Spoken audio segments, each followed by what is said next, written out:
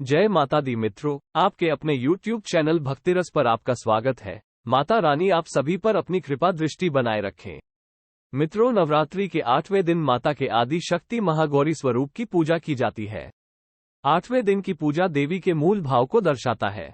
देवी भागवत पुराण में बताया गया है कि देवी माँ के 9 रूप और 10 महाविद्याएं सभी आदिशक्ति के अंश और स्वरूप है, लेकिन भगवान शिव के साथ उनके अर्धांगिनी के रूप में महागौरी सदैव विराजमान रहती है। इनकी शक्ति अमोघ और शुभ फलदायिनी है। महागौरी की पूजा मात्र से भक्तों के सभी पाप धुल जाते हैं और वो व्यक्ति अक्षय पुण्य का अधिकारी हो जाता है। ज्यादातर घरों में नवरात्र की अष्टमी तिथि के दिन कन्या पूजन किया जाता है, वहीं कुछ लोग नवमी तिथि के दिन कन्या पूजन करते हैं। दोस्तों, आज की वीडियो में हम माता महागौरी की पूजा विधि, माता के स्वरूप और कथा के बारे में चर्चा करेंगे। दोस्तों, आपसे निवेदन है कि वीडियो को लाइक और शेयर करना मत भूलिएगा। इसी आशा के साथ चर्चा आरंभ करते हैं। शिव पुराण के अनुसार महागौरी को 8 साल की उम्र में ही अपने पूर्व जन्म की घटनाओं का आभास होने लग गया था। उन्होंने इसी उम्र से ही भगवान शिव को अपना पति मान लिया था और शिव को पति रूप में पाने के लिए तपस्या भी शुरू कर दी थी।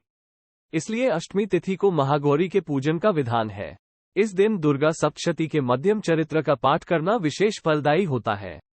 जो लोग 9 दिन का व्रत नहीं रख पाते हैं, वे पहले और 8वें दिन का व्रत कर पूरे 9 दिन का फल प्राप्त करते हैं।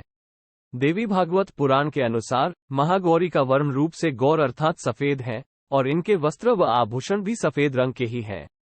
मां का वाहन वृषभ अर्थात बैल है, जो भगवान शिव का भी वाहन है। मां का दाहिना हाथ अभय मुद्रा में है और नीचे वाले हाथ में दुर्गा शक्ति का प्रतीक त्रिशूल है। महागौरी के ऊपर वाले हाथ में शिव का प्रतीक डमरू है। डमरू धारण करने के रण मां को शिवा के नाम से भी जाना जाता है।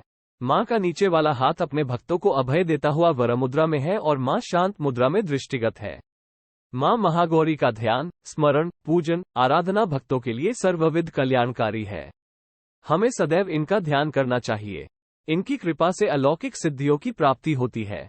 मन को अनन्य भाव से एकनिष्ठ कर मनुष्य को सदैव इनके ही पादारविंदों का ध्यान करना चाहिए।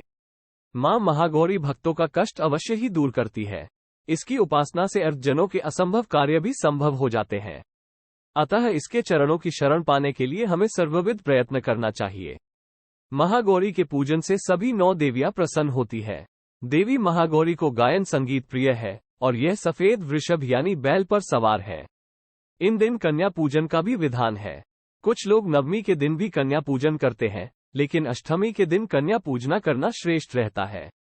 कन्याओं की संख्या 9 हो तो अति उत्तम है, नहीं तो 2 कन्याओं के साथ भी पूजा की जा सकती है। अष्टमी तिथि के दिन नारियल का भोग लगाने की परंपरा है।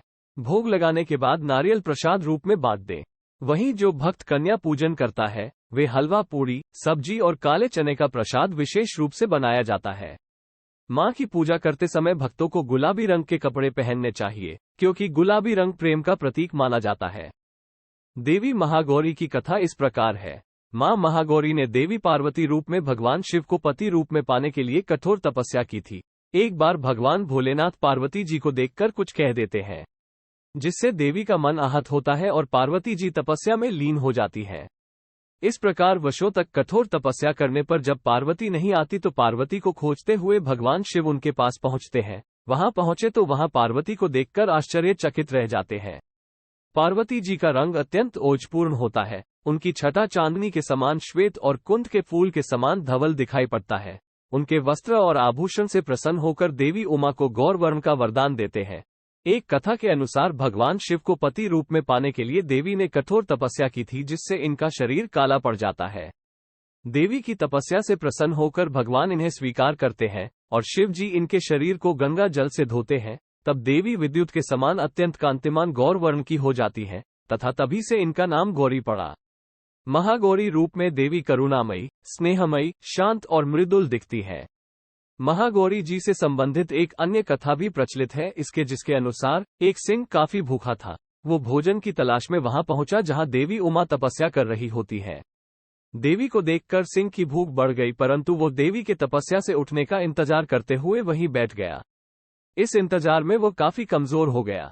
देवी जब तप से उठी तो सिंह की दशा देखकर उन्हें उस पर बहुत दया आती है और मां उसे अपनी सवारी बना लेती हैं, क्योंकि एक प्रकार से उसने भी तपस्या की थी। इसलिए देवी गौरी का वाहन बैल और सिंह दोनों ही है। एक अन्य कथा के अनुसार दुर्गम दानव के अत्याचारों से संतप्त जब देवता भगवती शाकंभरी की शरण में आए, तब माता ने त्रिलोकी को मुग्ध करने वाले महागौरी रूप का प्रादुर्भाव किया।